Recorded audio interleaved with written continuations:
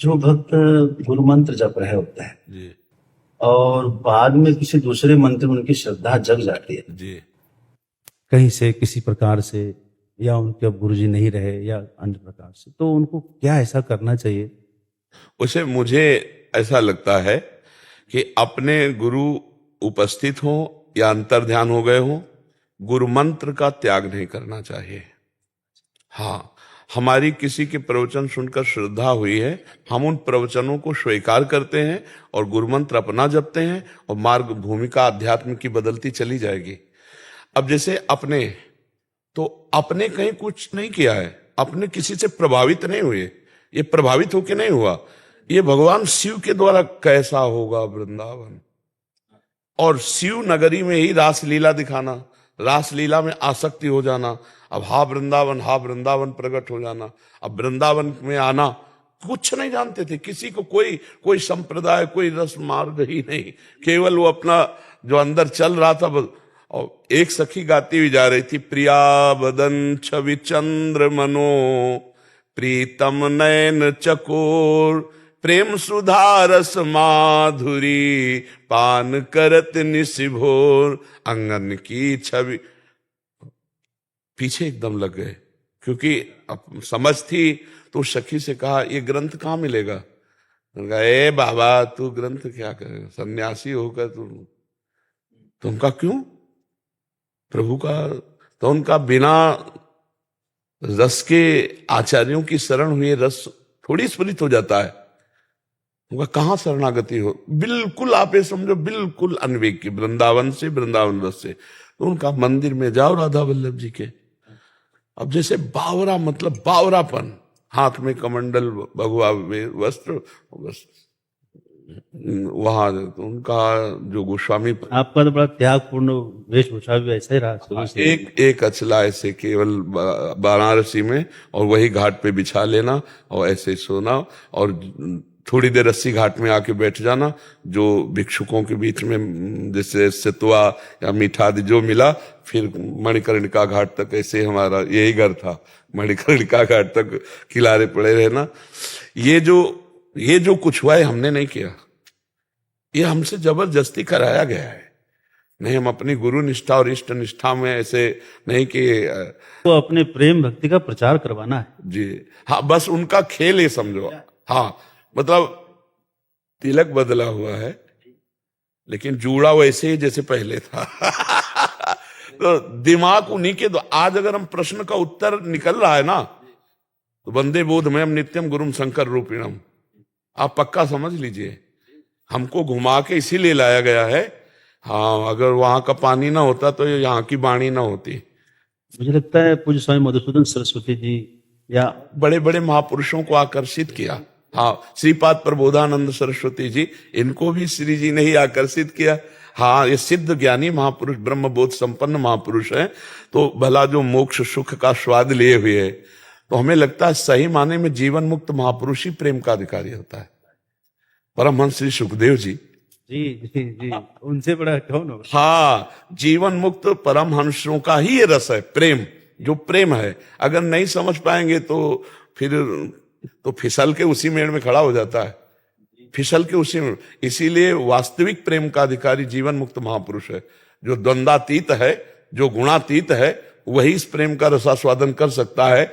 नहीं तो अगर कहीं भी स्त्री पुरुष भावना आ गई तो विकृत हो सकता है, मानस विकृत हो सकता है। प्रिया प्रीतम की जैसी रस माधुरी का वर्णन है, उनकी जो लीलाओं का वर्णन है, उसमें अगर स्त्री पुरुष भावना आ गई तो विकृत हो सकता है। यही हमने कहा कि नाट्य देखते हुए अगर पात्र परिचय है तो आप भूलोगे नहीं, आप भूलोगे नहीं। और अगर पात्र परिचय नहीं है तो फिर नाट्य में केवल तो फंस जाओगे, फिर फंस जाओगे, नाट्य में तो फंस जाओगे। और अगर पात्र का ज्ञान है कि ये कौन है, तो फिर आप नाट्य में नहीं फंसेंगे। तो चाहिए कि अपने गुरुदेव को अविनाशी, निरंतर सबके हृदय में विराजमान मान करके उनका अंतर्हित होना केवल हुआ, वो गए नहीं हैं, और अपने गुरुदेव का मंत्र जपे, और किसी से भी प्रभावित होकर मंत्र ट्रांसफर ना करें। वो भगवद आज्ञा से विवश होकर के जो होता है वो प्रेम मार्ग का होता है। जब हम कोई गुरुजनों को भी ऐसा नहीं करना चाहिए क्या? कि वो यदि कोई कहीं पहले से मंत्र जप रहा है तो जी। दूसरा मंत्र नहीं जाना चाहिए। हाँ बिल्कुल, उसको पहले पुष्ट किया जाता है। जैसे अपने लोग कभी कोई तिलक लगा के सामने दिखाई दिया अन्य का और बोला कि हम आपकी शिष्यता स्वीकार करते हैं, अब हम ऐसे, तो हम कहा ठीक है, आप गुरु मंत्र अपने गुरु जी का जपो और जो हमारे उपदेश आपके गुरु जी से मिलते हो उनको मान लो, तो सर्वत्र गुरु भावना अखंड मंडलाकारम व्याप्तम, तो आपको दोष नहीं लगेगा, आपका मार्ग बढ़ जाएगा। जैसे कुछ लोग कहते हैं हम अपने गुरु पर अश्रद्धा करते हैं, तो उनका गुरु मंत्र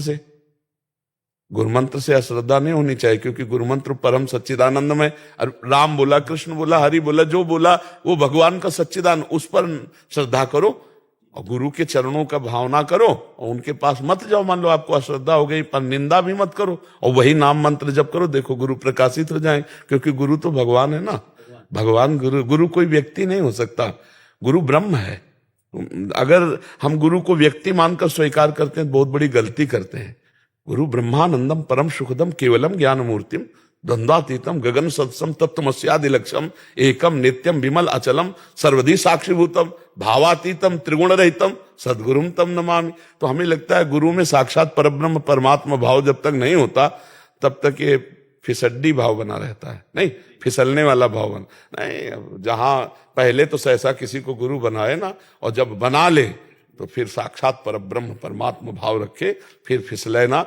वो उड़िया बाबा जी महाराज एक उदाहरण देते थे कि एक उड़ीसा में सरल भाव का एक ब्राह्मण के पास गया, उड़ीसा के प्रसिद्ध ब्राह्मण होंगे, उनसे कहा कि हमें गुरु मंत्र दे दो, ओ देवी का मदिरा आदि ऐसा हो, तो वो मदिरा पान किए हुए थे, अशुद्ध मंत्र दे दिया और भाव से शुद्ध मंत्र की भावना तो जानता नहीं था, जैसा दिया वैसे ही जपने लगा।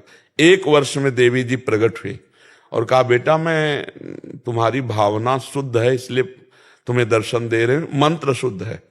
वो तुम्हारा गुरु शराब पिए था और अशुद्ध मंत्र, उनका माता आप दर्शन दें या ना दें पर हमारे गुरु के प्रति अपशब्द ना बोले, हमारे गुरु परब्रह्म है, आप दर्शन दें या ना दें हम यही मंत्र जपेंगे और अपने गुरु।